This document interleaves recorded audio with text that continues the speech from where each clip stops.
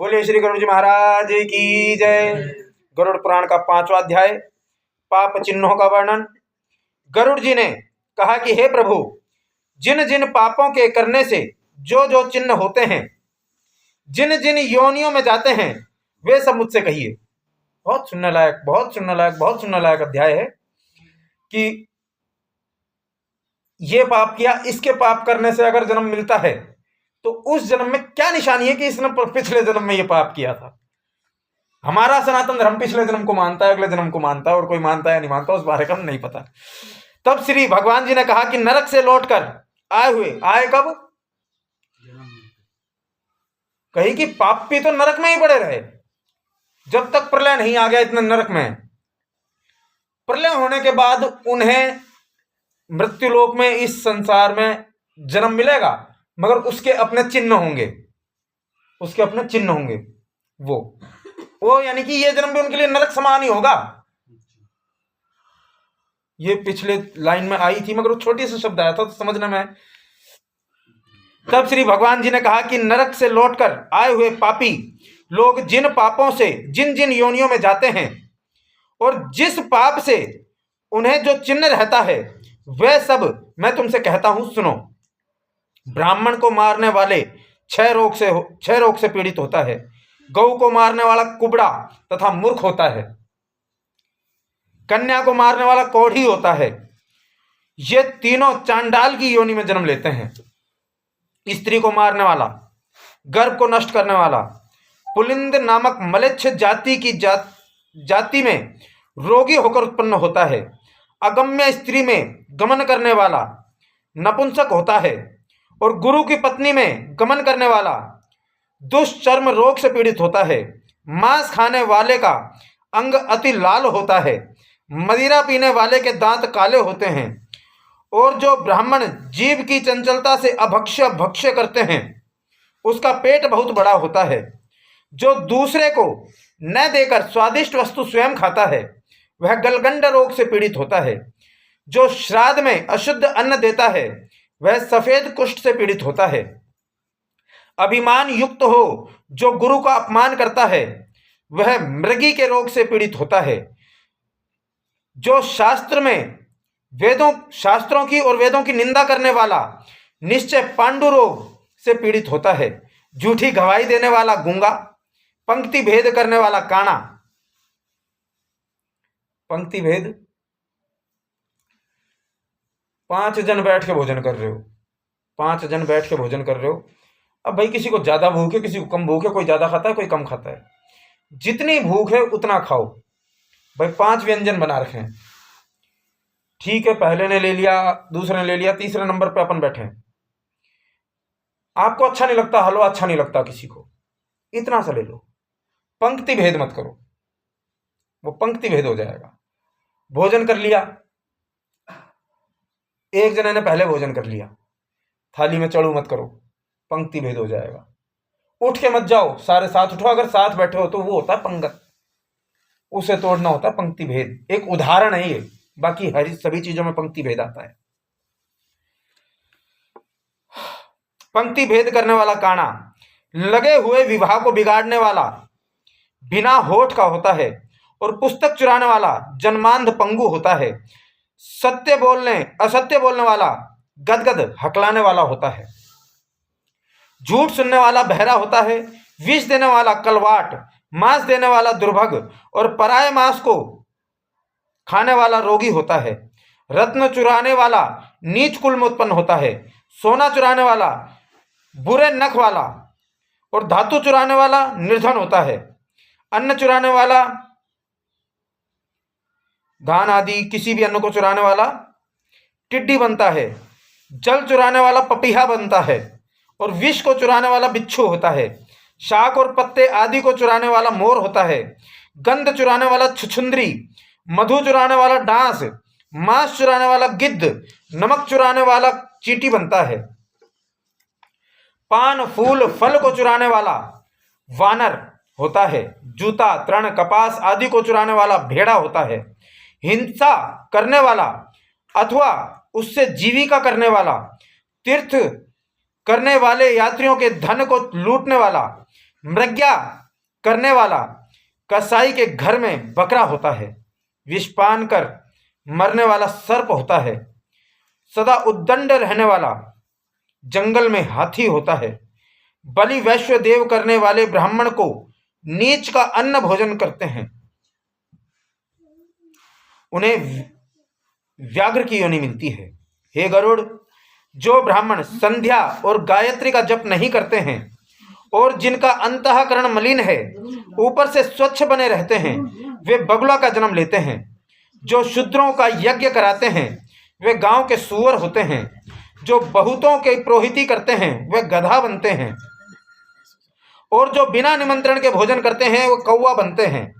जो ब्राह्मण पात्र में विद्या नहीं देता है वह बलवान बैल, और जो शिष्य गुरु की सेवा नहीं करता है वह पशु योनि को जाता है। ये जो ब्राह्मण पात्र को विद्या नहीं देता है, जरूरी नहीं सभी को विद्या दी जाए। जो ब्राह्मण पात्र को विद्या नहीं देता है, यानी कि चेले में भी गुण होने चाहिए विद्या लेने के। गुरु को जवाब देने वाला, जवाब तो दिया जाता है मगर एक फालतू नहीं बोलता कोई, वो कि बेफालतू में बोलने वाला, गुरु से बकवास करने वाला, गुरु को जवाब देने वाला और विवाद करके ब्राह्मण को जीतने वाला ब्रह्म राक्षस होता है। कहकर जो ब्राह्मण को दान नहीं देता वह सियार, और जो सज्जनों का सत्कार नहीं करता वह फितकार की योनि में प्राप्त होता है। मित्र से द्रोह करने वाला पहाड़ी गिद्ध, धोखा देकर खरीदने वाला उल्लू, वर्ण आश्रम की निंदा करने वाला कबूतर होता है। इसलिए आजकल कबूतर ज्यादा हैं, चिड़िया खत्म होगी। वर्ण आश्रम यानी कि जो 4 वर्ण बनाए गए हैं उनकी निंदा करने वाला कबूतर बनता है। तो आजकल कबूतर ही कबूतर दिखते हैं, चिड़िया तो दिखी ही कन्या। कबूतर में तो बुराई नहीं है मगर योनि कबूतर की मिलती है, शास्त्र ये बात कह रहा है। हाँ। आशा भंग करने वाला, स्नेह को भंग करने वाला, द्वेष से स्त्री को चुराने वाला मोर, द्वेषवश स्त्री का परित्याग करने वाला चिरकाल तक चकवा चकवी होता है। माता पिता, गुरु, भाई और बहन से वैर करने वाला हजारों जन्म लेते और गर्भ में नष्ट होते जाते हैं।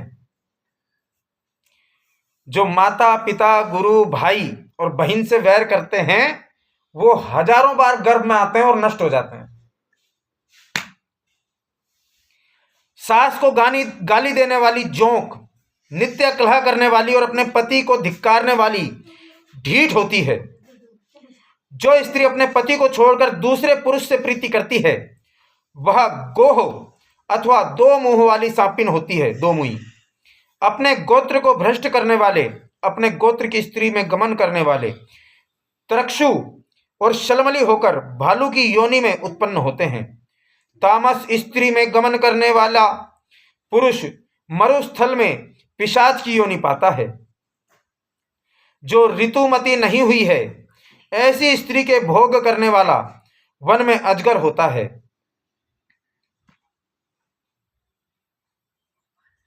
गुरु की स्त्री से भोग करने वाला विष खोपड़ा, राजा की स्त्री से भोग करने वाला दुष्ट और मित्र की स्त्री से गमन करने वाला गधा होता है। गुदा में गमन करने वाला सुअर, वृषली शुद्रा में गमन करने वाला बैल और महाकामी तथा लंपट घोड़ा होता है। मृतक के एकादशाह के दिन भोजन करने वाला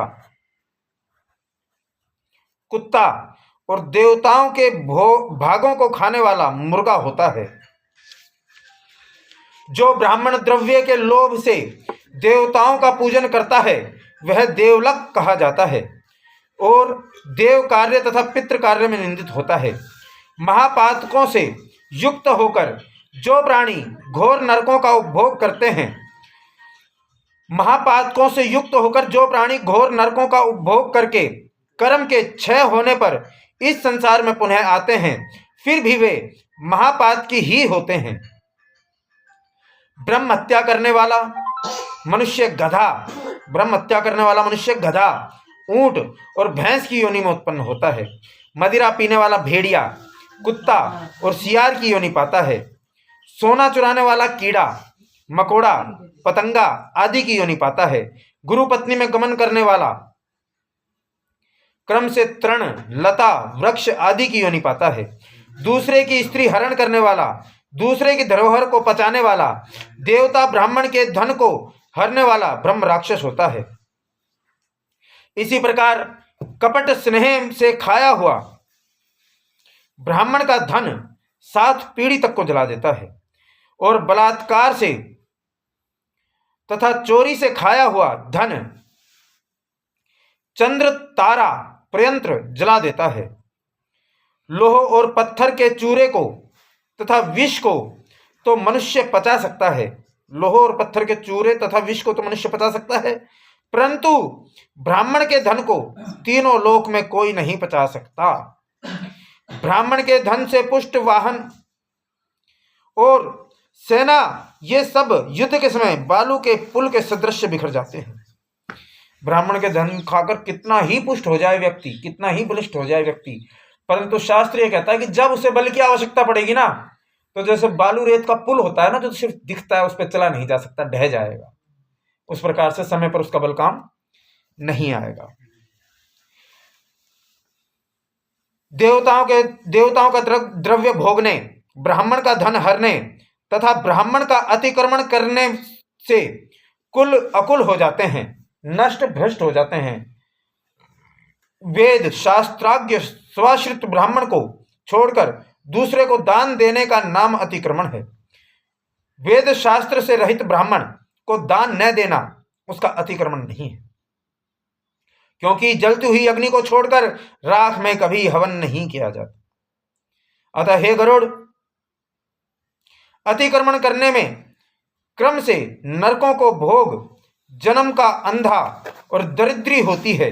दान देने वाला नहीं होता है, अपितु मांगने वाला होता है, क्योंकि दरिद्री हो गया तो दान देगा कहां से। अपनी दी हुई अथवा और की दी हुई पृथ्वी को जो छीन लेते हैं, वह 60,000 वर्ष तक विष्ठा के कीड़े होते हैं। जो अपने दिए हुए पदार्थ को छीन लेता है, वह पापी प्रलय काल पर्यंत नरक में वास करता है। भूमि और जीविका देकर उसे अक्षुण्ण बनाने की यत्न से चेष्टा करे, जो रक्षा नहीं करता है बल्कि स्वयं ले लेता है, वह पंगु कुत्ता होता है। ब्राह्मण की जीविका करने में लाख गौ देने का पुण्य होता है, और ब्राह्मण की जीविका हर लेने में से मरकट कुत्ता और बंदर होता है। इस तरह हे गरुड़, उपर्युक्त कहे हुए ये सब चिन्ह और योनियां अपने कर्म द्वारा प्राप्त हैं, जो देहधारियों में दिखाई देती हैं। इस प्रकार बुरे कर्म के करने वाले नरकों की यातना भोगकर शेष पापों से उपर्युक्त योनियों में जन्म लेते हैं। इसके पश्चात हजारों जन्म में पशु पक्षी आदि त्रियक योनियों को प्राप्त होकर भारवाहक पशु की देह ऊंट, बैल, गधा आदि होते हैं। उसके पश्चात वर्षा, शीत, घाम, गर्मी से उत्पन्न हुए पक्षियों के दुख को भोगने पर जब जीवों को शुभ अशुभ कर्म फल समाप्त हो जाता है, तब मनुष्य देह पाते हैं। बड़ी कठिन है मनुष्य देह पाते, बहुत कठिन है। यह जीव स्त्री पुरुष के प्रसंग से गर्भ में जीव होकर क्रमशः बढ़ता हुआ गर्भ से लेकर मरण पर्यंत दुख पाकर फिर मर जाता है। इस संसार में एक सच्चाई है, बाकी सब मोह माया की जो जन्मा है वो मरेगा जरूर, वो नष्ट जरूर होगा, चाहे वो सजीव हो चाहे वो निर्जीव हो। ये मकान बना था, ये घर बना था, इसमें पिल्लर लगे थे, कितने मजबूत पत्थर के पिल्लर हैं। ठीक है भैया, 100 साल कहीं और नहीं जाएं, मगर एक दिन ऐसा जरूर आएगा जब ये भुर्रा जाएंगे, जब इनका चूरा हो जाएगा, इनकी मिट्टी बन जाएगी। इसीलिए पृथ्वी लोक को, इस लोक को शास्त्र मृत्युलोक कहता है, कि मृत्युलोक में जन्म लेने वाले, क्योंकि यहां जो भी चीज है सजीव है, निर्जीव है, नष्ट अवश्य होगी। सभी शरीरधारियों का जन्म और विनाश होता है, 4 प्रकार के भूत ग्रामों अंडज, स्वेदज, उद्भिज और जरायुज का इस प्रकार चक्र चलता रहता है। मनुष्य जीव मेरी माया से घटी यंत्र के समान भ्रमण करते हैं। क्रमजाल में बंधे हुए जीव कभी मृत्युलोक में तो कभी नरक में जाते हैं। अदेय वस्तुओं का दान करने से लोग दरिद्री होते हैं। गरुड़ पुराण कहता है कि दान करो, दान करो, मगर ये भी कहता है कि दान ऐसी ही वस्तु का करो जो देने योग्य हो, जो देने योग्य हो। एक बार एक जन का फोन आया मेरे पास, एक व्यक्ति का फोन आया कि पंडित जी घर की तरफ आओ, एक बार आपसे एक बात पूछनी थी। चलो जी आए, चल गया। मैंने कहा हाँ जी। कि पंडित जी वो बाबू मरो तो दादाजी एक्सपायर हुए थे 10-15 दिन पहले, तो उनका एक खटोला और बिस्तर है, ये ले जाओ। ना ना ना ना ना ना ना ना, जिस पे दादाजी सोते थे, जिस पे दादाजी सोते थे वो खटोला और बिस्तर, वो गूदड़ी और वो जो था खटोला टूटा फूटा सा, ये ले जाओ। मैंने कहा भाई क्या बात, क्या बात? कि जी यूँ कहते हैं घर वाले कि भाई बाबा की चीज रखनी नहीं है, बाबा की चीज रखनी नहीं है। मैंने कहा यार तुम्हारा तो जमीन भी है राव साहब, जो कि तुम्हारी दादा लाई है, और तेरे दादा का कोई सोना साना की गुट्ठी काठी तेरी दादी की टूम टहकरी भी होगी, कोई गहना गुना भी होएगा कि हाँ। मैंने कि वो भी दे और साथ तेरा पिताजी भी दे, मेरा घर काम करेगा क्योंकि वो भी तेरे दादा का ही है। ये सारा खटोला और ये पुरानी गूदड़ी तो तुम्हें भारी पड़ रही है, भाई देने को तो वो भी दे। यानी दान वो दो, भले ही कम दो, भले ही कम दो, मगर दान वो दो जो देने योग्य हो। अदेय वस्तु का दान नहीं करना चाहिए, उससे गरीबी आती है, दरिद्री होती है।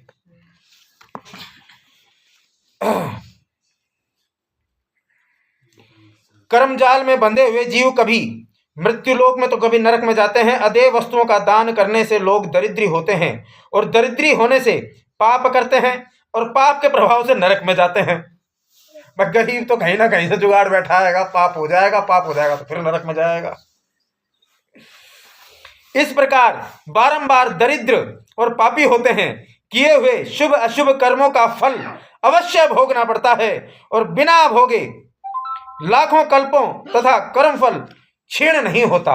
ये कर्म जो शुभ अशुभ कर्म है ये भोगना पड़ता है, बिना भोगे ये कमजोर नहीं पड़ता, खत्म नहीं होता। बोले श्री गरुड़ जी महाराज की जय।